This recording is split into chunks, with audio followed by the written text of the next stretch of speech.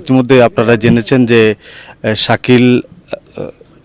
শাকিলের মৃত্যু অ্যাক্সিডেন্টের খবর পেয়ে তার বাবা স্ট্রোক করেন এবং তার বাবা তার মৃত্যুর আগেই মৃত্যুবরণ করেন এবং শাকিলের লাশ আনার ক্ষেত্রে খানাইঘাট অ্যাসোসিয়েশন সহ যুক্তরাজ্যের কমিউনিটি যে অবদান রেখেছেন, আমরা পরিবারের পক্ষ থেকে অনেক তারা ধন্যবাদ জ্ঞাপন করেছেন।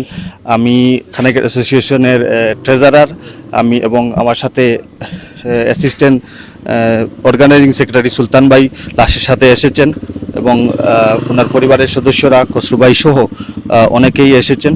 তো আমি খানাইঘাট অ্যাসোসিয়েশনের পক্ষ থেকে পরিবারকে সমবেদনা জ্ঞাপন করছি এবং ইতিমধ্যে আমরা একটি ফান্ড রাইজিংয়ের ব্যবস্থা করেছি।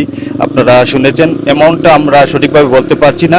আমরা খুব শিগগিরই আমরা ওনার পরিবারের কাছে এই অ্যামাউন্টটা হস্তান্তর করব এবং ইন ফিউচারে ওনাদেরকে আমরা বলেছি যে কোনো ধরনের সহযোগিতা লাগে আমাদেরকে জানাবেন এবং আমরা সবসময় শাকিলের পরিবারের পাশে থাকবো ইনশাল্লাহ।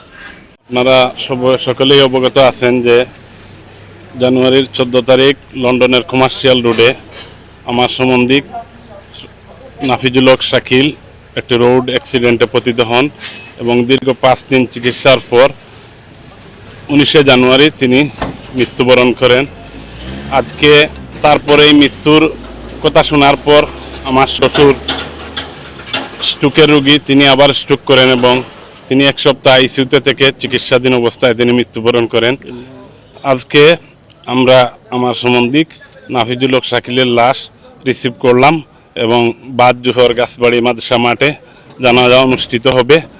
আমরা এখানে এই অ্যাক্সিডেন্টের পর থেকেই বিশেষ করে আমাদের যুক্তরাজ্যে বাঙালি কমিউনিটি যারা আছে, আমাদের খানাইঘাট অ্যাসোসিয়েশন এবং গাছবাড়ি ডেভেলপমেন্ট অ্যাসোসিয়েশন সহ বিভিন্ন সামাজিক অর্গানাইজেশন এবং যুক্তরাজ্য যারা আমাদের বাঙালি কমিউনিটি আছেন, সবাই অ্যাক্সিডেন্টের পর থেকে আমাদের পারিবারিকভাবে আমাদেরকে অনেকেই যতটুকু সমবেদনা জানানোর এবং আমাদেরকে ধৈর্য ধারণ করার জন্য বলে আসছিলেন এবং ওনারা অ্যাক্সিডেন্টের পর থেকেই চিকিৎসাধীন অবস্থায় সর্বোচ্চ চেষ্টা করে গেছেন এবং যেহেতু হায়াত নেই তিনি মৃত্যুবরণ করেছেন। বাঙালি কমিউনিটিকে আমি ধন্যবাদ জানাবো, পরিবারের পক্ষ থেকে ধন্যবাদ জানাবো।